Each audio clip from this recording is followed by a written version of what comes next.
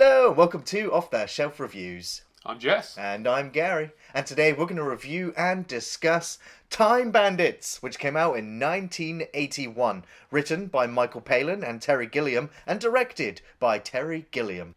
Jess, why don't you give us the synopsis? Time Bandits is a magical adventure of a young boy being dragged across time and space by a ragtag band of dwarf adventurers who once served the Supreme Being, but now have stolen a map from him and seek to gain wealth and treasure from across time and space. You're not going to rob him. Yeah, every single penny he's got. That's Napoleon. And he's rich.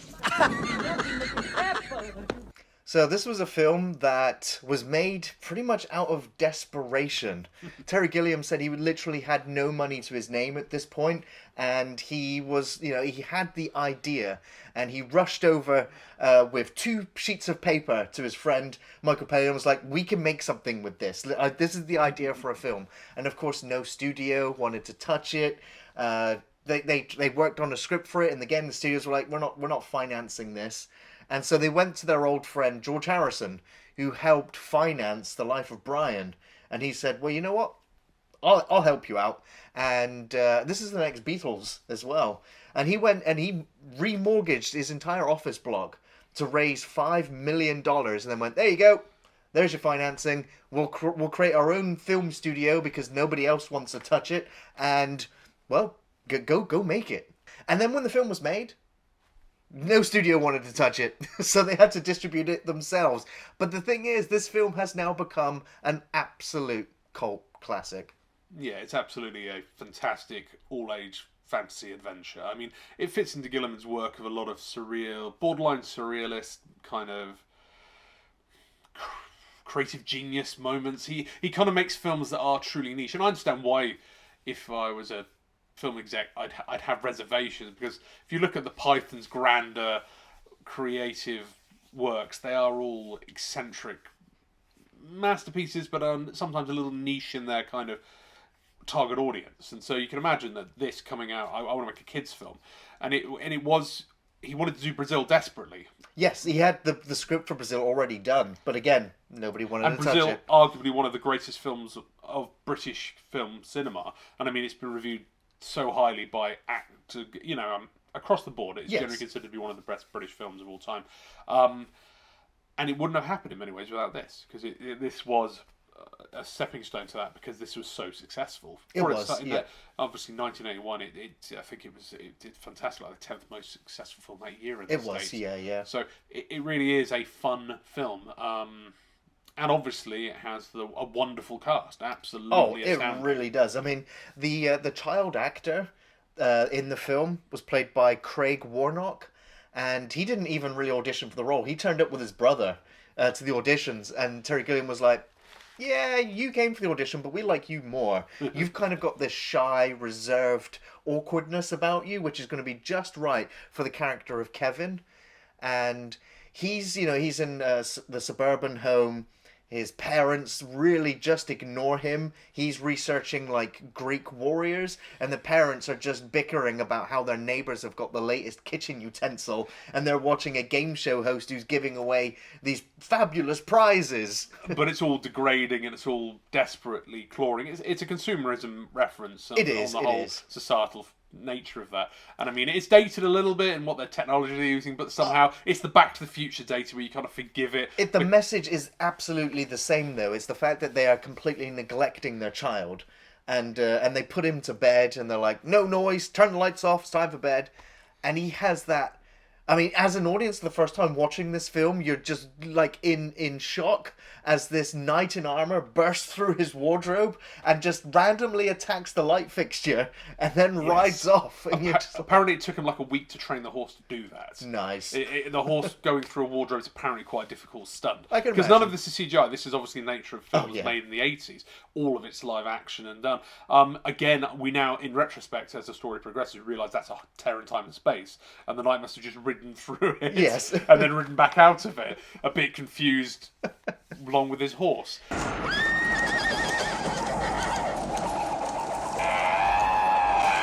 But then the room sort of restores itself, and the Supreme Being says he knows all these flaws, and without giving too much away.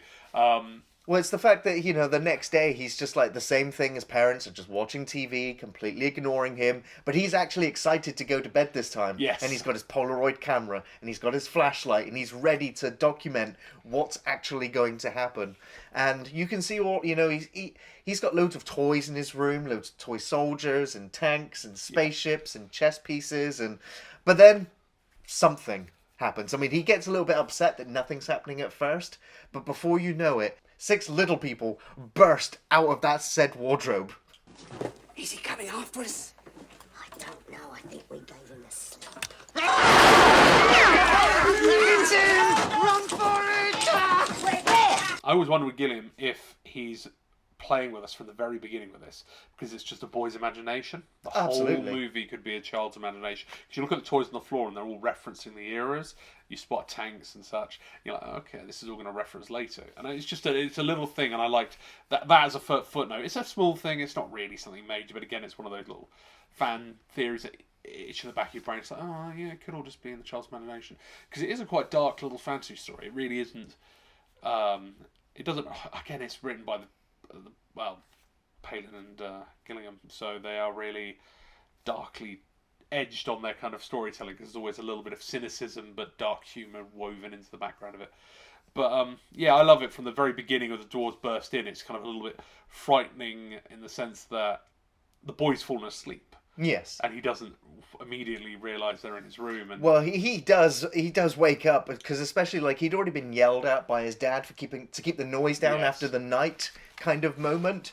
But then when Wally is there and he fires his machine gun up in the air, you're just like, well, that's clearly going to wake the parents up. But no, I think we've definitely moved into like fantasy territory now. The moment they arrive, it kind of blurs the lines. the suspension of of reality. disbelief is kicked in, Sure. because it is a wild ride, is that he's held at gunpoint by this band of dwarven adventurers. Which are led by Randall, played by David Rappaport. We also have Fidget, played by Kenny Baker. Kenny Baker, most famously known as R2-D2 from the Star Wars saga. We have Malcolm Dixon, who plays Strutter. We got Mike Edmonds, who plays Og. Jack Purvis, who plays Wally. And Tiny Ross, who plays Vermin.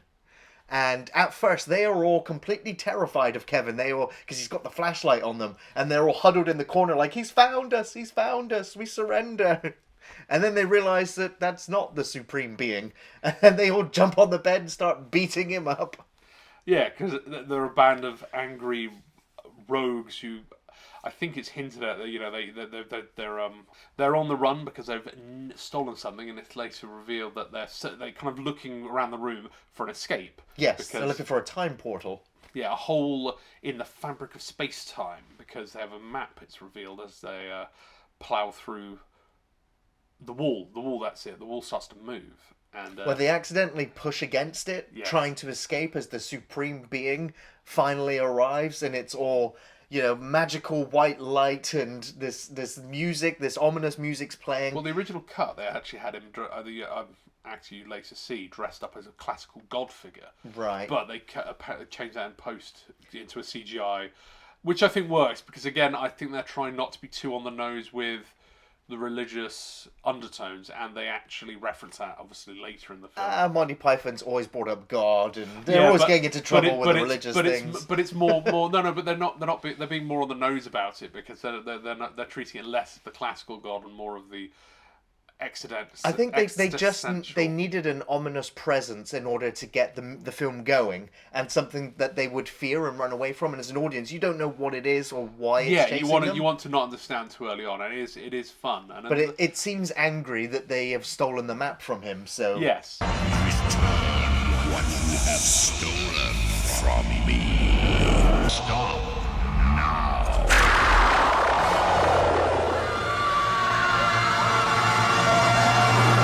Surrealism, I think it just fits the film, as you're not really sure what's going on or why it's going on. not at all, because initially. they end up in some barn, and it turns out that they've landed during the Napoleonic War.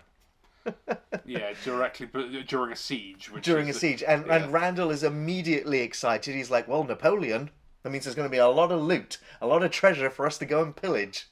Yeah, so they're on the rob immediately, which is wonderful.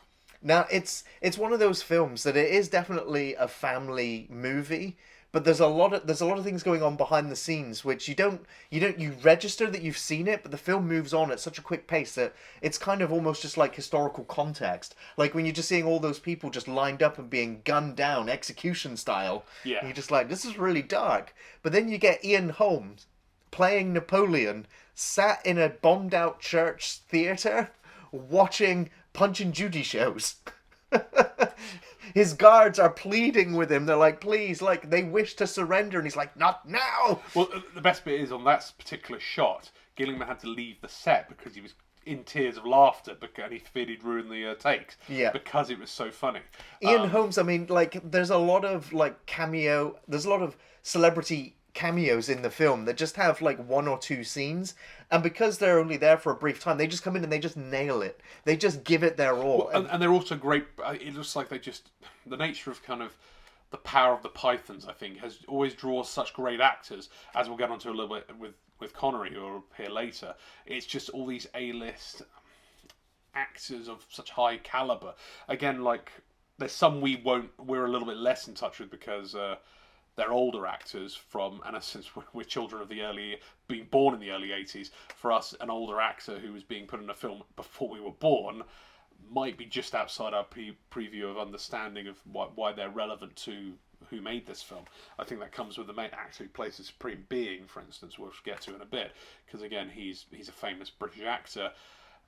Not entirely relevant to us, no doubt less relevant to an international audience, but all of them are fantastic, and they just steal their scenes. And they really do. Every single major historical character comes up in this, and there's even a lot of it's historically true to history, but not to the extent of it's exaggerated. Railroading. Yeah, it's exaggerated, but it's also all historically factual. Back to the Napoleonic War sequence, which is as they kind of burst in and. Well, they do their own song and dance routine on stage. They take over. And of course, this ragtag group, they can't put on the perfect play. And so they end up knocking each other, accidentally stepping on each other's toes. And then they start smacking and punching each other. And all the while, Napoleon is just sat there with this look of shock and disgust on his face. And when he finally comes backstage after the curtain's gone down, the presenter guy, he's already put a noose around his head. He's just like, I'm finished, I'm done. But then Napoleon just starts applauding them. He's like, that was fantastic. You know what? All of you are my generals for the rest of the day. Come and banquet with me. You stick with these boys, you have a great future. Yeah, and you get this it's bonkers. drunken Napoleon sat there just recounting all of the famous short conquerors in history. Yeah, it's a wonderful silly gag essentially on Napoleon being. It's the myth that Napoleon was exceedingly short. He was a little short, but he wasn't any really that much shorter than anyone in his era. So no, but it's just gag. Hilarious. Just that his line delivery. I mean, it's not like he's actually talking to them. It's like he's talking to no one and everyone at the same time. It is amusing that. I think Holmes was in his 40s when he plays him. We're playing a 20-something-year-old right. Napoleon. And he just, again, it's the nature of Holmes being quite a small bloke as well, which obviously, as you may or may not know him from the Hobbit film. Sure, yeah, of course. And he's done so many famous roles. I mean, it's hard to cover them all, really. But he nails this moment and makes these scenes incredibly memorable as they send Strutter off to go and find the next time portal. Yes. And the rest of them just kind of start stealing all of the treasures and put it in a giant bag and basically go to steal it. They've got like 30 seconds to get to the time portal. Yeah, they're dragging a huge sack of loot by the end before they get. They've told all the generals that have been de-dressed just to stand and look the other way. Yeah, and then they leg it with their loot and escape into the next dimension of thievery. They land in the Middle Ages. Yes. They land straight down on top of Michael Palin. Michael Palin, who is desperately trying to look after the woman he loves, and played by Shelley Duvall, which you may or may not remember from The Shining and of course other wonderful film. Well, she actually, I'd say other wonderful. She only did like 2 or 3 other films, but The Shining, she was just fantastic in The Shining. So yeah, she's fantastic with him. Or they're both just hilarious. They really are. It's, oh, Pansy, Pansy. Oh, Pansy. No more worries now. Pansy. They're like, they decided, I think they're trying to get to France and start their lives over. I don't know whether they're on the run from something or they've done something in the past, but... It's the thing with Palin, because he co-wrote the film, he wanted to play Robin Hood, but obviously that was hijacked by another Python. Well, speaking of Robin Hood... and that particular Python enters shortly at this point. They end up getting strung up in traps by another rogue bunch of bandits. And you have that awesome moment between Randall and the other bandit where they're just growling at each other, trying to prove who's the most fiercest and frightening bandit of them all.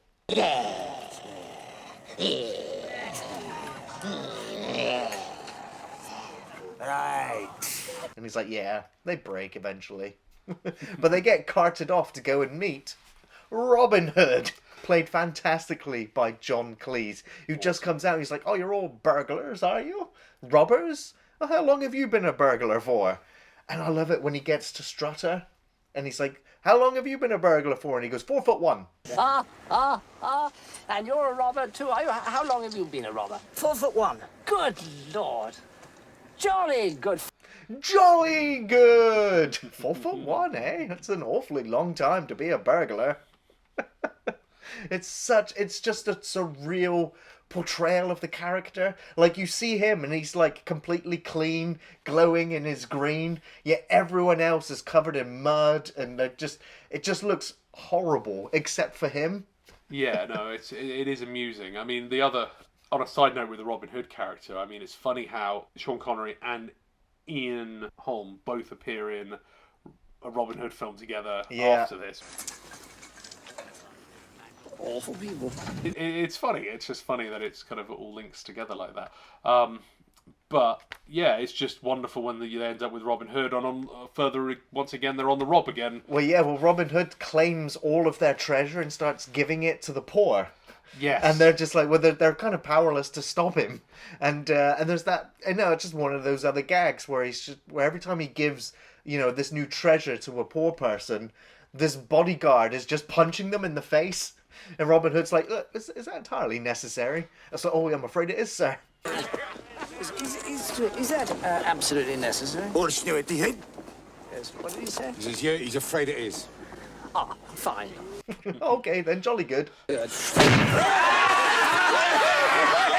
I know, he's just this naive gentleman thief and everyone else is a thug around him. It's just a wonderful... Again, it's just the same kind of dark humour to the whole kind of realism versus surrealism, which is the nature of the Python's kind of take on reality. And not just the Pythons, it's Gilliam and... But it's not long before the group actually gets separated and there's two time portals. And Kevin ends up running through the wrong one. Like, Randall was just like, doesn't matter which one you go through, just go. And then the moment Kevin goes through the time portal, he's like, no, but not that one. God, Jesus. Yeah, eternal, the never-ending punchlines to it all. And he ends up landing just the right time on top of Agamemnon while he's fighting this Minotaur-looking creature. He was just about to get the killing blow when Kevin landed there, giving him just enough time to get up and kill this Minotaur warrior. And then when he reveals his helmet, you're just like, holy crap, that's Sean Connery. Yeah, who apparently desperately wanted to be in a Python film. Well, yeah, because like in the script, when they wrote it, they were like, and then he reveals the mask to reveal Sean Connery, and then like in small print, or the cheapest substitute actor that we can find that resembles Sean Connery. But Sean Connery actually read the script and was just like, really? Like, I don't know whether he was just amused to see his name there, but being a fan of Monty Python, he was like, ring my agent, get me over there, I'll do it.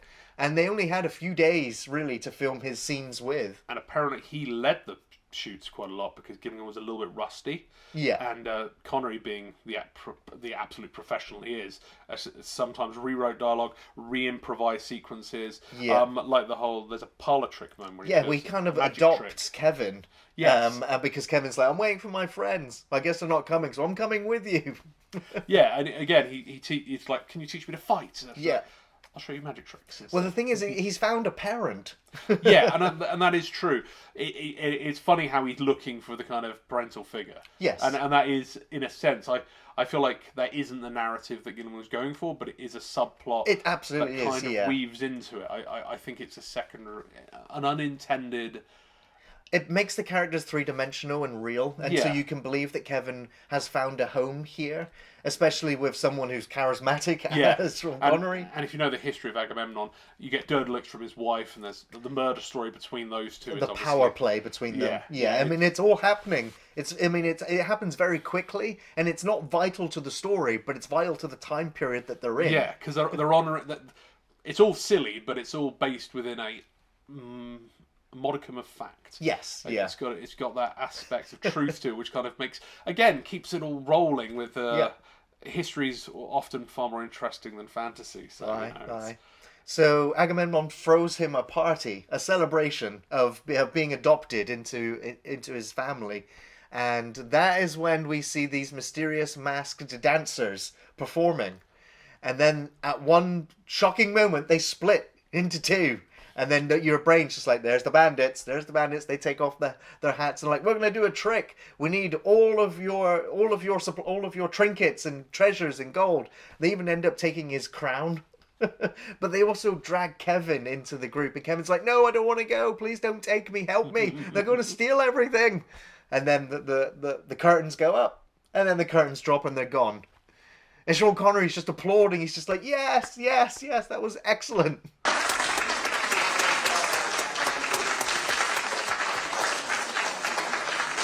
I know it is. Again, it's there's almost surrealism to it all because everyone's so accepting of these thieving time bandits. Yeah.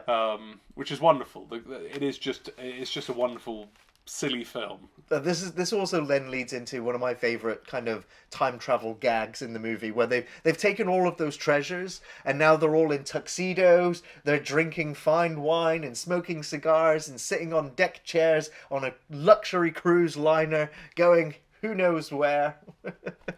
and that is when Kevin really says to Randall, like, I really don't like you. I was happy where I was. Why did you have to come and get me? And you get a real sense of Kevin's loss, that he was really found somewhere that felt like a home to him. Even though he was unaware of the executions that were being carried on, the murderous kind of power play.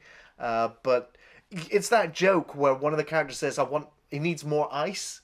And then one of the crew members moves out of the way to reveal the Titanic in the background. And it's instantaneous. They hit the iceberg. And you just watch the ship tilt and all the characters just sliding down the deck. I was like, that visual is just hilarious. Yeah, again, it's just...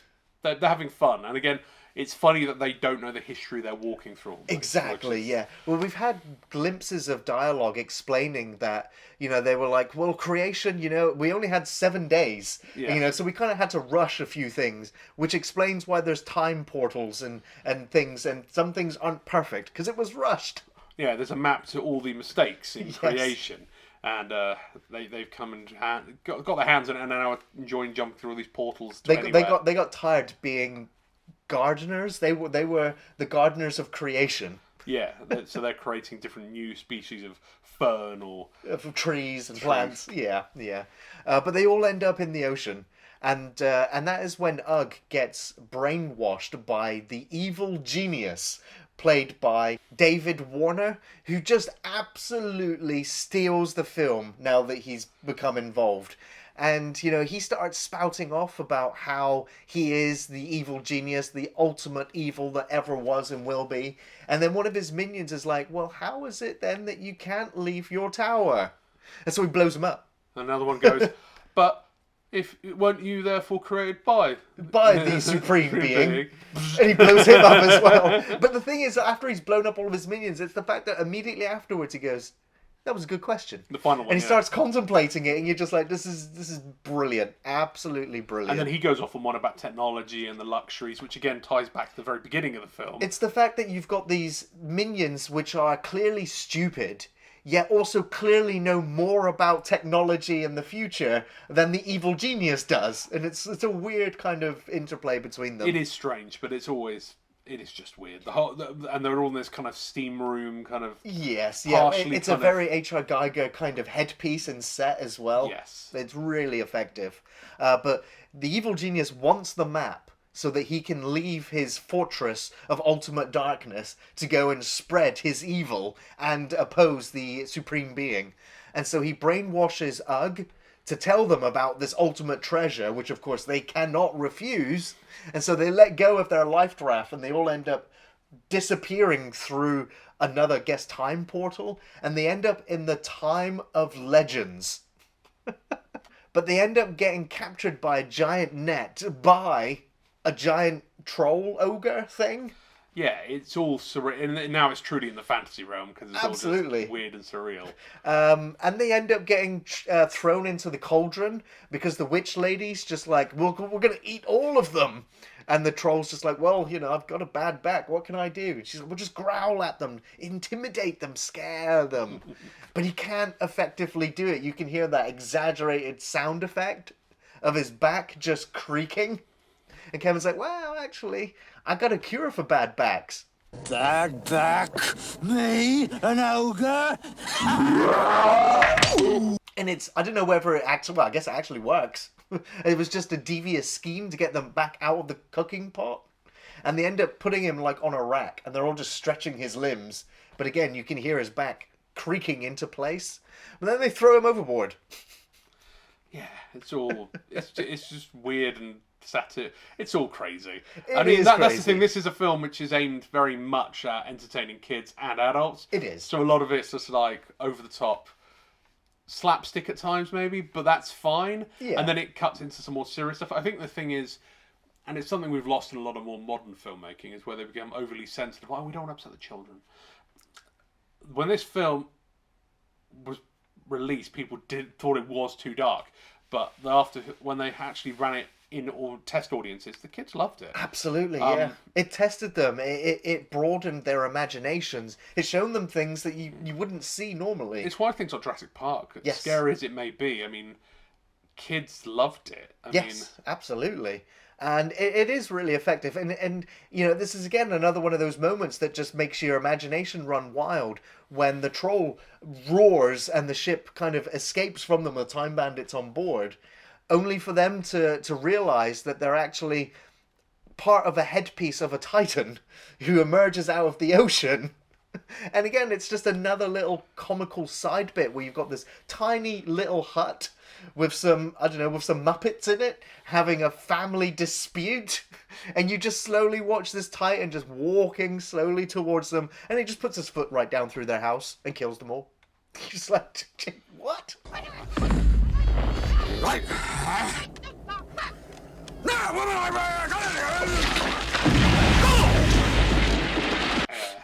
It's just high fantasy madness. It is. But Kevin has the genius idea of putting the Titan to sleep and injecting him in the top of his head. And the Titan puts the headpiece down in. Part of my brain, like my analytical brain, is just like, so was that actually always attached to the Titan? Is that his headpiece? Or like, because when the ogre was bellowing out his roars, the ship moved at such a speed. So was the Titan underneath it the whole time? Or did the Titan just come up like, blah? It's not worth thinking about. You're in the time of legends. Anything and everything is possible. Yeah, it's the prehistory. Zeus ain't imprisoned the Titans yet. No.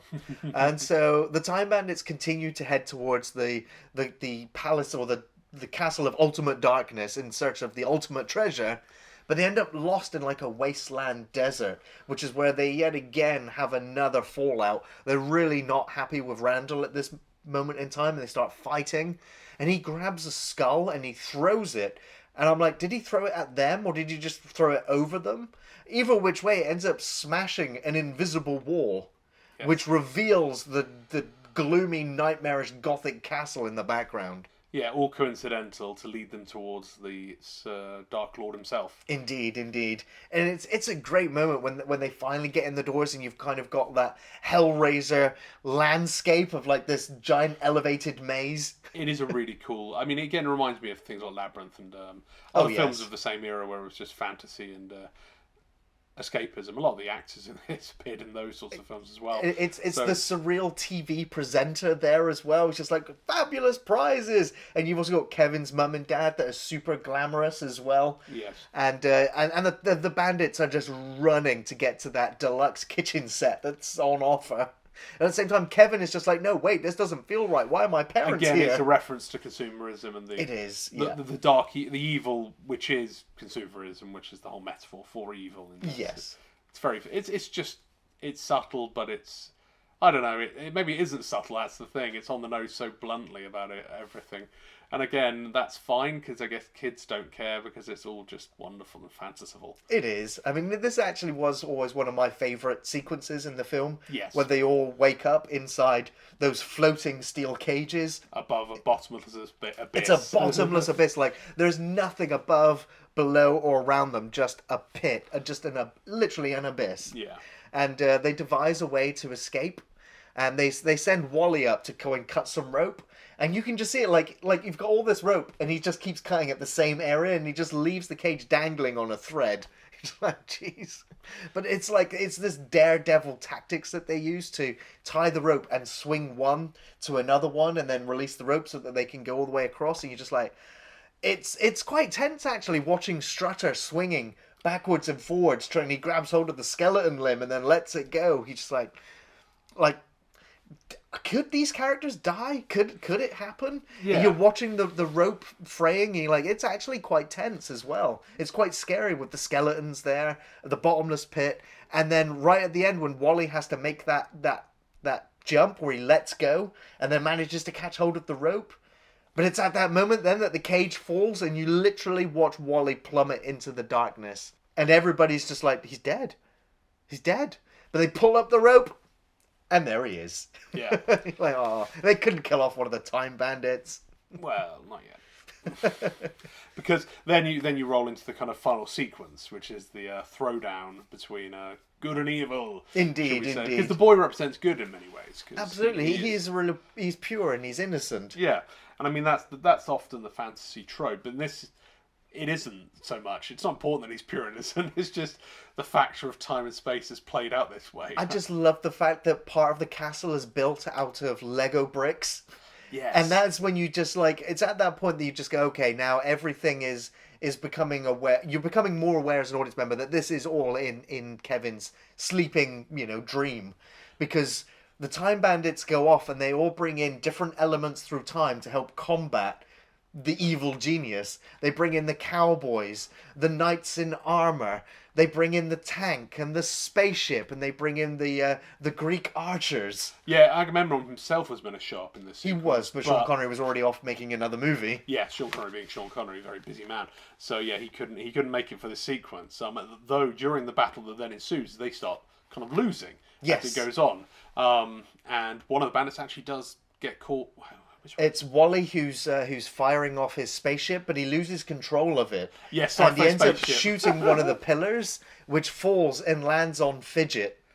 Absolutely crushed him. You're like, that's Kenny Baker. Like, yeah, no. I mean, and it's just you kind of, it's their way of making you feel the peril, and you start killing off the kind of the heroes. The thing that gets me is the actor playing Wally just gives it his all, like the amount of emotion that comes off of him when he's screaming at the evil genius, and it takes all of the other time bandits, including Kevin, to hold him back. One of them's turned into a pig. One of them, Og's been turned into a pig, yeah. Yeah, and again, it's just this wonderful, surreal final fight. I love that moment when, I think it's when the cowboys attack the evil genius, and they all lasso him, but he ends up spinning on the spot. And this giant weird pole comes out of his head with a knife attachment. It's very Hellraiser, but it's also it is. It's like he's a consumer. It's like Beetlejuice meets Hellraiser. He's like an electronic can opener, which again references to the kind of a kitchen utensil. It might all be in his child's memory in dreams, but again, you're never quite sure because it doesn't play that way as the rest of the film unfolds. It's not like there's a clear, clean, happy ending to it. Yeah, it's evil genius just stealing the moment when he's just like, okay, you've got me. I'll get rid of all of my minions, and he blows them all up. And then he looks over and he's like, hey, thank you, you've served me well. And he's like, oh, thank you, master, thank you. And blows him up. But then he turns to Benson, the dog, and he blows the dog up as well. Benson.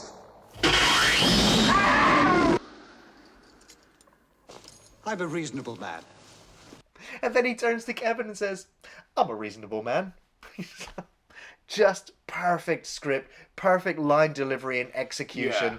Really fantastic. But then evil genius just explodes. He turns into rock. He's petrified. He's petrified by the arrival of the supreme being. The man who definitely isn't God. And I love the moment after he's arrived, and he's like, "Oh, I'm really sorry about that. I wish it wasn't so necessary. Yeah. All of the drama and the theatrics of my arrival." I hate having to appear like that. Really is the most tiresomely noisy manifestation.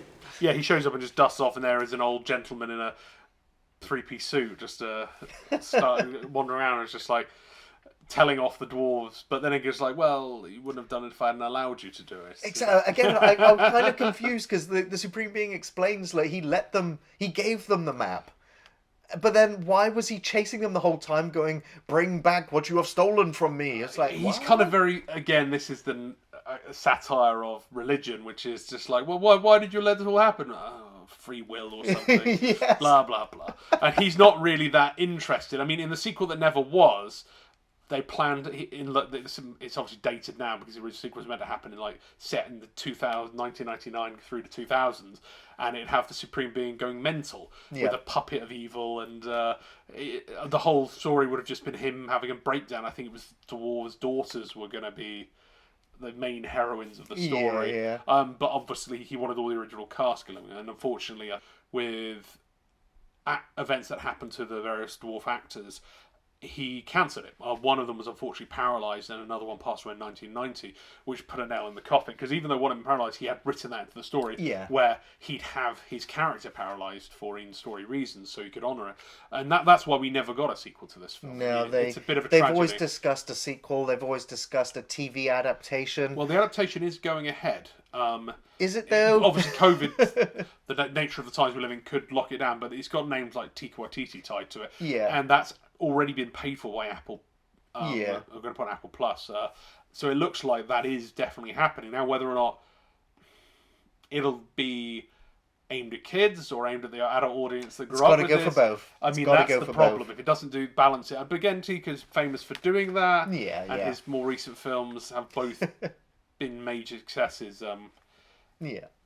Well, to conclude this film, the Supreme Being resurrects Fidget, turns Ugg back into his normal form, restores the balance, and then forces the Time Bandits to put all the debris of the evil genius in the post office.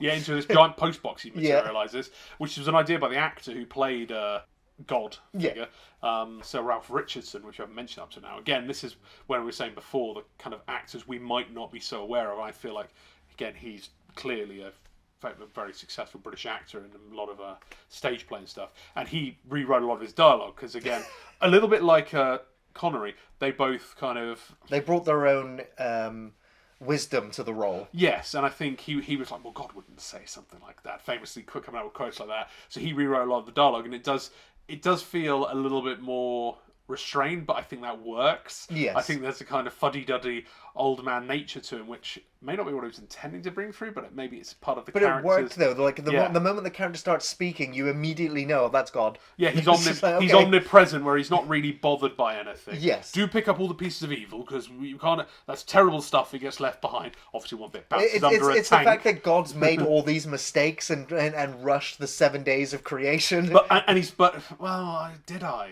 Exactly. It's all planned. It's all free will, isn't it? So I have to leave you some flexibility to make mistakes. It's just brilliant. And just like the bit where it's, do pick up all the bits of evil, or God, no, one little bit gets away, it's terrible, and you see the last bit bounce under a tank nearby. Yeah.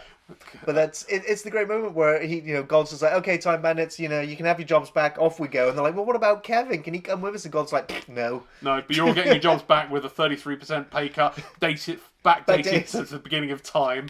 It's just like, again, it's just wonderful satire. It's just the kind of humorous lunacy of it all. And so in the smoke cloud that remains when they leave, Because it's being created by the single piece of evil that was left under this tank. it wakes Kevin up from his sleep, and you see him in bed surrounded by this similar smoke. You can hear the sirens going off. You see the fireman trying to put out the fire. And so you assume it's all a dream, which Exactly, is the and he was woken up by a house fire.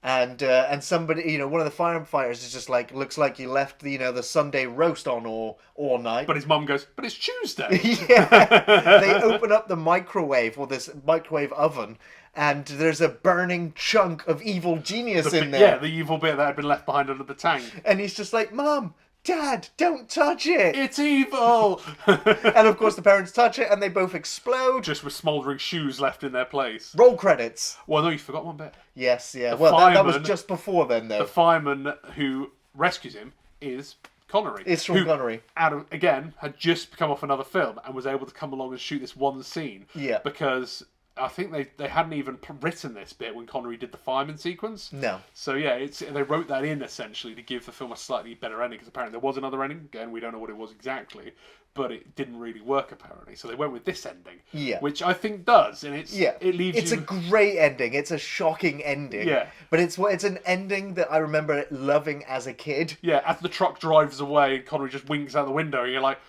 what's going on? Was it a dream? Wasn't it a dream? And then he it still got the And Polaroids. then it zooms back out at the final sequence back into the map. Yeah. Because you zoom out from Earth all Which the way. gets rolled up and taken away. By the Supreme Being, because he's just ambivalent to everything. And Yeah. there's a wonderful cruelty to that ambivalent nature. And it's just wonderful. And it is almost like I think famously some of the kids who saw the film in showings was like, well, we want to make sure that you enjoyed it. Was it good? Yeah, the best bit was that the parents exploded, and that tells you exactly what children want from a film. Yes. There's a subversive nature to children. Fear your children; they will devour you. It's because they only want your doom and for their entertainment, and that's the nature of this film. It's some subversive, but it's also wonderful for all ages.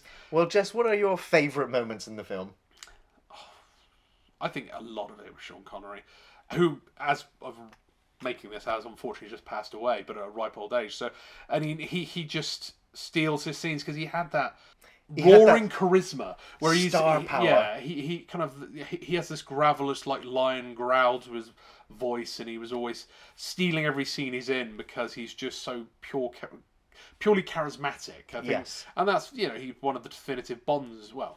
Hell yeah. Yeah, he just really can't be compared.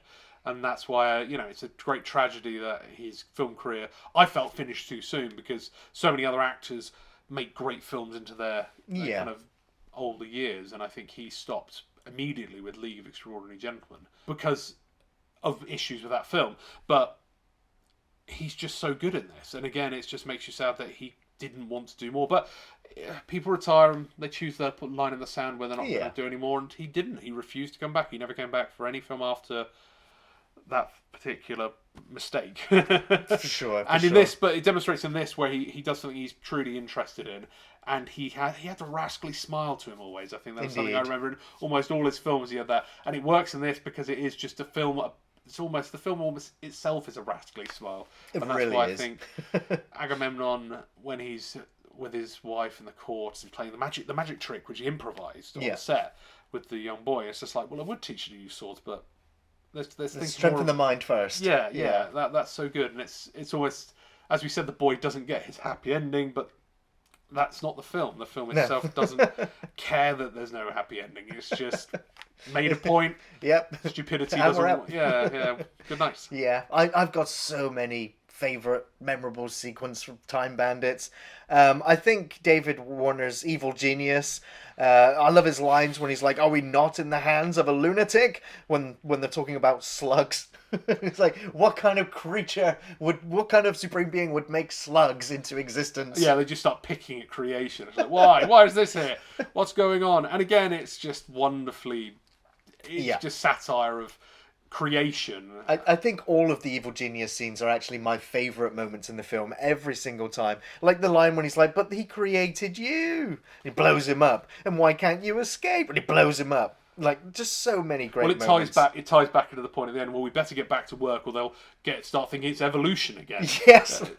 And it's just wonderful. There's so many like jokes in the script. Like the line delivery sometimes is so fast you don't catch up with it until you repeat viewings. And this is one of those films. It's just so easy to watch again and again. I mean, the only thing you'd ever say is that it's definitely an 80s film. Its technology is there, but again, like I say with Back to the Future, there's certain films that are timeless. Yes. And you kind of accept the quaint views of future and past from the lens, because like when you travel in the future of the Back to the Future series, it's obviously not the future we live in now, and it's like Blade Runner again. Also, you kind of dance within the eras of time we now exist in, but just pretend the numbers are different. Yeah. In the end, reality is malleable, and the nature of time is fluid. And again, that's the whole story. Again, Time Bandits. It's just a Well, do silly you adventure. recommend Time Bandits, Jess? Yeah. It's a fun romp through time for all members of the family, young and old. I enjoyed it as a kid, and I still do. I mean, we went back to it kind of on without planning, and I hadn't seen it probably in 20 years. I must have seen it when I was 13 years old or something. It really has been a long time, and it's got the Python-esque humour, but it's also a really nicely polished film for anybody. I mean, that's what I just loved it. What did you think? Oh, absolutely. Like, this is a real easy recommendation from me. Time Bandits is a wonderful, magical, and surreal time-traveling adventure movie for all ages. Terry Gilliam is a mad, genius, visionary filmmaker who created a masterful fantasy story with lots of imaginative set pieces. The cast are all fantastic and all the characters memorable, with standout performances from John Cleese, Sean Connery, and Ian Holmes. For a near 2-hour film, it has a great pace with funny dialogue and unexpected twists as the events play out. For a film on a $5 million budget and many constraints, Gilliam has created a masterpiece that looks far more expensive, with outstanding sets, miniatures, costumes, and effects. This film was made out of desperation, but it was crafted with love. It's quirky, it's silly, but it captures the innocence of childhood with some dark and satirical jabs at consumerism and suburban materialism. I simply adore this film. It's easily a favourite and always worth a revisit for a trip through time with my favourite bandits. This is a must-watch. Thanks for watching Off the Shelf Reviews. Midnight sunshine, silent thunder, sky is black as day. Only a dream away. Thank you very, very, very, very much. Awful people.